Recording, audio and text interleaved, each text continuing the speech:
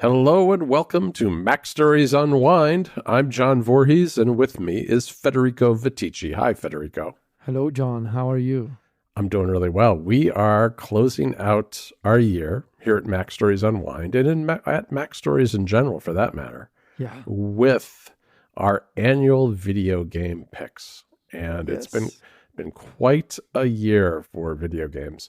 But before we get to those picks, Federico, I would like to tell listeners about something that I created on Blue Sky. And this is related to our other show, NPC, Next Portable Console. I went through and created an NPC video game news list. The list feature on Blue Sky is quite good. I have combed Blue Sky for as many video game related accounts as I can find. Okay. It's a mix of, I guess, brands and manufacturers, like Xbox or PlayStation, combined with individual writers at various publications, those publications themselves. And I'm finding it to be a really nice way to just scroll through once in a while and get the latest headlines about what's going on in the video game world. So if you go over to the NPC Blue Sky account, it's npc.macstories.net, you can find our list there and follow it. So I will put a link in the show notes too, so everybody can find it that way. But yeah, it's I've enjoyed putting that together, and I felt like it would be kind of a nice way to share some things from NPC that's a curated list that everybody can join and enjoy. And if any listeners have additional suggestions on things to add to the list, feel free to contact me on Blue Sky, and I will add them to the list. That's a very good idea, and it's a useful resource to have. So Thank you for doing that. All right, so we are going to pick our favorite games of the year, and I think at the end we'll probably pick a game of the year, the Unwind Game of the Year, maybe. We're going to do that. Okay, so do you want to start? So I will say this. There's a bit of overlap in between our picks, and I want you to start with yours. See where we go from here. I have an opening statement, just like you had an opening statement about movies. I have what I would call, in some ways, a disappointing year in video games. Not because the games weren't great, but because I found myself unable to play as much as I wanted to. And I was thinking about it. I was thinking about, why is that? And it's a couple of things. One is just busy year in general. But the other is that I've spent more time on retro games. And so we're talking about new games this year. And so I wanted to, I played a lot of retro games, played with these retro handhelds that we were talking about on NPC. And that ended up soaking up a fair amount of my time and gave me less time to play the new games that I wanted to play. But I still got a fair amount of time in. So I've got the picks in hand. I'm going to continue to play a lot of 2024 games into 2025 because even among these picks, I have not gotten as far on some of these games as I would like. But I think I have a good enough feel for all of them to kind of pick some things. I do have some older games that I played this year, but I'm going to mention them later. What's one of your new games that you want to mention this year? All right. So I guess I will start with Balatro, because this is the poker roguelike type game that came out initially on Switch and I guess Steam and a bunch of different places, but it's now available on the iPhone, for instance. I got it on the Switch initially when it first came out, and I played it religiously for a few weeks at least before kind of dropping off and revisiting it on and off throughout the year. But it's got this really tight feedback loop that makes you want to play the game and stick with the game over and over and over, and continue to come back and try to beat your last score, because just as you feel like you've kind of figured it out, and I don't mean figure it out in kind of the literal sense, but you're on a roll and you think you're going to do great, the game will throw something wild at you and you'll end up dying and having to start over again. So Balatro is, it was on a lot of lists going into the end of the year. It played prominently at the Video Game Awards. And if you haven't checked it out, I highly recommend Balatro. Yeah, that's an excellent game. My first pick is going to be, let's see, Dragon Age the Veilguard.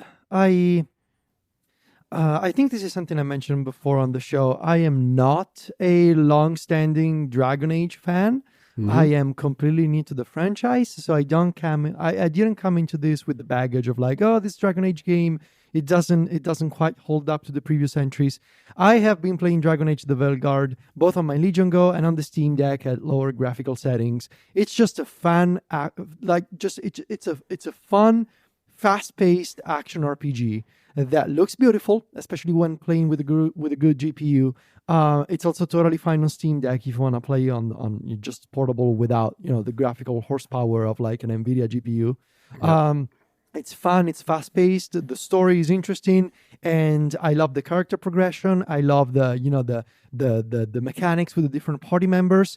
I find in Dragon Age the Veilguard like a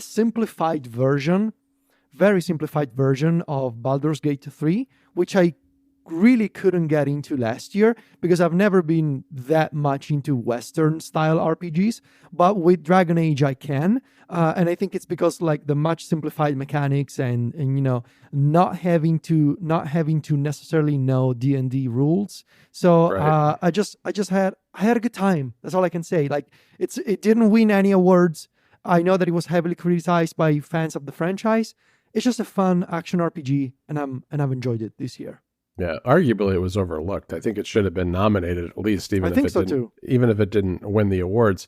I didn't put this on my list mainly because I haven't played enough of it yet. It's one of my to-dos over the holidays is to get into this game a little more. I'm going to mention one that I know you bounced off of pretty hard, which is Animal Well. Yeah. Animal Well is a really strange game. It's got this kind of trippy pixel art type of style. It doesn't really have rules. It doesn't really tell you what to do. You're just this little guy wandering around these levels. And I suppose it's a little roguelike in its own way. It's got, you obviously have threats and things you have to defend against during the course of exploring, but you're not really told why you're there, what you're doing, or what the object is, other than explore and slowly reveal what's going on. Now, I didn't finish this game like most of these, but I really have enjoyed both the artwork as well as the music and just the act of exploration, because I think if people have listened enough about the kind of games that I like, they're the ones, I think, more often than not, where I can just wander around and do stuff. And that's really why, like Breath of the Wild appealed to me so much. That's also, even though this is very different, why this game really appealed to me as well. So Animal Well, my second pick for 2024. My second pick for 2024 is Final Fantasy VII Rebirth. I know that this game was also heavily criticized for the open world approach that Square Enix took. And, there's an argument to be made for the fact that maybe Square Enix, added too much bloat to the game, like too much content, too much fluff to the game to make it longer, with all these different side quests, taking a page from the classic Ubisoft style open world game. But the thing is, the story is still very much captivating, especially if you are a Final Fantasy VII fan.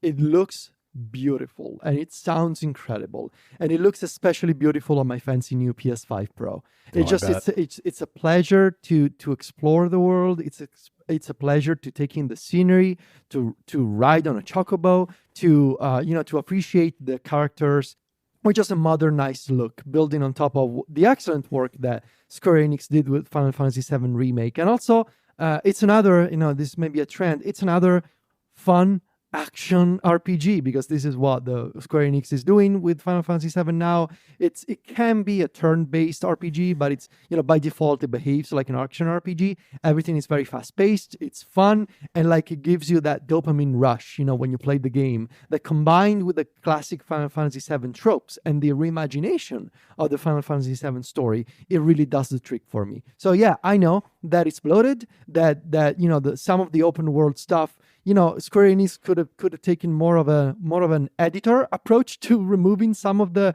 extra side quests and stuff. But the thing is, you just want to knock a side quest off at the end of the day, just spend 30 minutes finding some lost treasure or, rescuing a chocobo or whatever. It's fun and it looks great. And so, yeah, Final Fantasy VII Rebirth is one of my picks for 2024. Yeah, I'm not a side quest hater. I like side quests. But as long as they're not too repetitive, I'm totally into a healthy number of side quests. All right, I'm gonna close out my trio of roguelikes with Peglin, which is a game that started out on Steam Early Access, and before it came out of Early Access, it was cloned illegally on the iOS store. And so one of the things the developers did, as opposed to, they obviously complained to Apple about that, but they also dropped what they were doing on the Steam version for a while and came out with the iOS version, which was released in kind of its early access version initially, and then was developed in tandem with the other versions, and it is out of early access now. This is a really strange game in a sense because it's like a Peggle type game that's a roguelike too, but and where your balls go and what they hit as they go through the Peggle style maze determines how you fare against the enemies who are attacking you. This is one that I think our friend Mike Hurley lost many hours to this year after I recommended it to him. It's probably, I would say it's my favorite iOS game of the year, even though it's not iOS only. That's where I started playing it. Balattro's right up there, but Balatro I was already playing on other platforms before it showed up on iOS. So I'm going to give it to Peglin because it was out early in the year on iOS, and it's just a lot of fun to play, especially in small doses. My next pick is another action RPG, and this one is Dragon's Dogma II, which nice. I believe we have in common. We do. Never played the first Dragon's Dogma. I totally fell in love with Dragon's Dogma 2. This game scratches for me, in a way, the same itch that Elden Ring did, but without the punishment that comes with playing a From Software game. This game is so weird in so many different ways. And, there's the whole thing about like the Dragon's Dogma sickos that appreciate the constraints and the quirky nature of this game. The lack of fast travel, the lack of directions, the lack of instructions, the fact that sometimes you just want to do a side quest, but if you don't do it in time, the side quest just expires and you can never do it again. The fact that maybe there's no fast travel and so you say, well, I'm just going to hop on a horse carriage to go to the next town, and you think you're safe, but actually you get attacked by monsters as you are on the carriage. Like, yep, been there. But the thing is, the sense of exploration and the sense of discovery that came as a result of the constraints that Capcom put into Dragon's Dogma 2. It's been months since I first played Dragon's Dogma 2, and I'm still thinking about it. And I think that says something about the sheer joy and the sense of discovery and the sense of like just wanting to play 10 minutes more to see what's below that cliff, what's under that hill, what's inside the catacomb, for example. Like that sense of like the world is your oyster and you're just navigating this odd world with your pawns, which are your companions in Dragon's Dogma 2, and the fact that the game looks beautiful when you play with a good GPU. I don't know. I'm still thinking about Dragon's Dogma 2 after all these months, and I still need to finish the main story because I'm like we were talking about side quests. I've been doing so many side quests, and so yeah, it's been one of the highlights of the year for me. Yeah, it's a really great game. It can be really hard too. I've enjoyed it. Yeah, that's really well said. I have another game on my list which kind of scratched a similar itch for me, which is The Legend of Zelda Echoes of Wisdom. Nice. I love this game. It just is so beautifully animated, and it's not a particularly hard game. It's got good puzzles, interesting mechanics that kind of draw on some of the others recent Zelda games. I have not finished it, but I've gone further in this one than I have most of the games I've played this year. And I just picked it up again the other night and was playing a little bit, and it just kind of brought me back and very quickly into that world. And it's been a lot of fun because you're both you're playing in the overworld world, but you've also got these voids that you have to go into and battle your way through. And it's got, like, I suppose in a way a simplified version of some of the way you would expect Breath of the Wild or Tears of the Kingdom to work. But overall, yeah, it's a fantastic game, and I think easily overlooked because it came out at a time when there were a lot of other big games coming out. And I think it's, if you skipped it, I would say give it a try in 2025 because it's a really fantastic game. Yeah. Now, I need to talk about my game of the year. And I was thinking about this, and so I'm gonna cut to the chase. When thinking about this, it was coming down to two games. It was gonna be either Dragon's Dogma 2, or it was gonna be Astro Bot. And my game of the year is Astro Bot. So is mine. Nice. Jinx. We have the Max Stories Unwind game of the year. So we do. It's a fantastic game. It's a fantastic game. And the reason I'm picking Astro Bot is that if I only have to judge a game in terms of a ratio to time spent playing versus the joy that a game brings you, just moment to I mentioned the dopamine that a good game can give you, and if you just judge the game by that ratio of like time spent playing and the return on investment in terms of fun and just great visuals, I think Astro Bot wins for me, if I have to be honest, because Dragon's Dogma 2 was my surprise of the year, but Astro Bot feels like the more well-rounded game that has defined my return to PlayStation. Like, it was the game that pushed me to play with my PS5 again. It was the game that made me fall in love with my PS5, and the reason why I got a PS5, and the reason why I'm enjoying now playing Call of Duty or Final Fantasy VII or Astro Bot on my PS5. It's so fun and charming, and it takes the best lessons out of making a platforming game from Nintendo and modernizes them in a way that,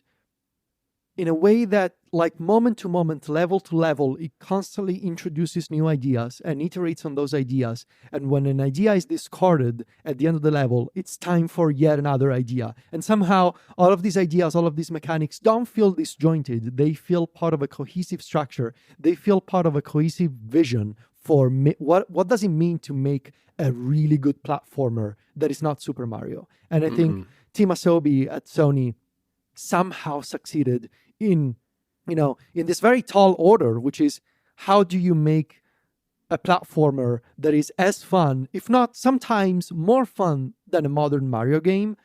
Plus, it looks incredible, and it makes such a good use of the DualSense with the haptic feedback and the pressure sensitive analog triggers.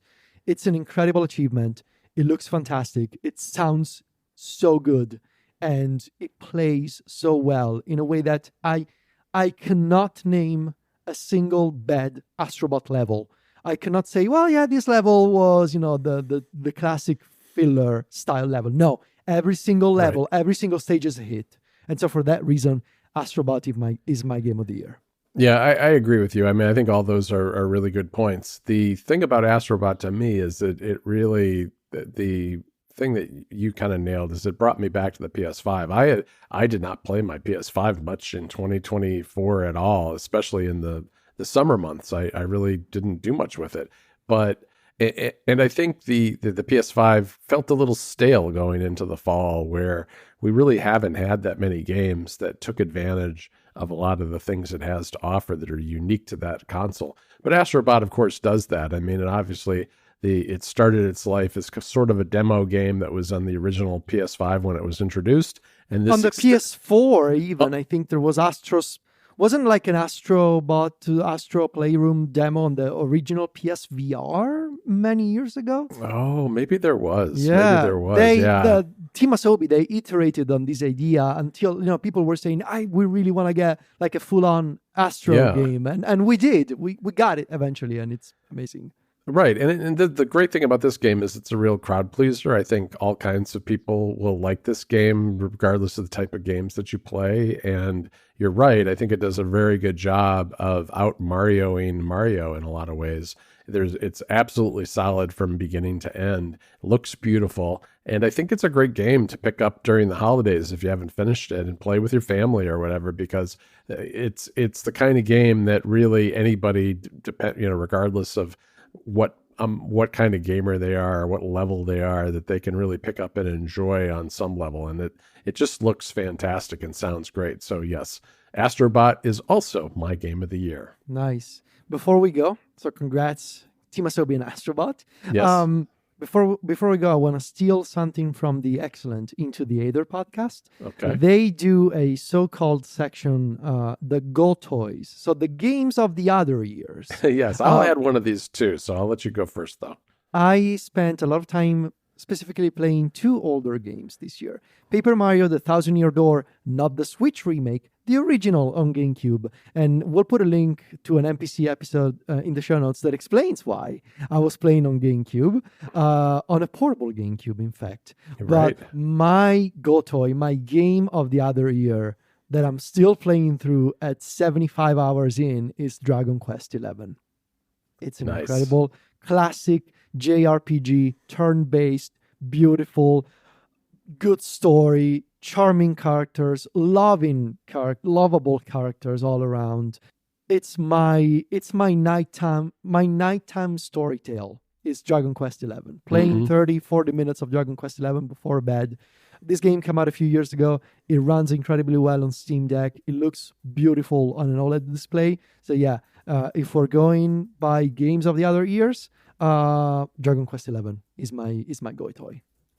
Great. So I am going with The Legend of Zelda, the Minish Cap. So nice. Minish Cap is a game that I go back to a lot. There's something about that game that I just really enjoy. It's a Game Boy Advance game, and it's been sort of my test bed for all of the handhelds that we've been testing and for NPC over the course of the year, because it's just got great animation and really great colors, and they really pop when you have a great screen. And so it's been sort of the way I've been testing both, I guess, the sound too, because it's got a great background soundtrack that really shines when you have a decent pair of speakers, even on a handheld. So between those two things, it's been a great way to test devices. And on some of the nice OLED screens, that game just absolutely pops. It looks fantastic. And so, yes, I've been playing a lot of Minish Cap over the course of the year,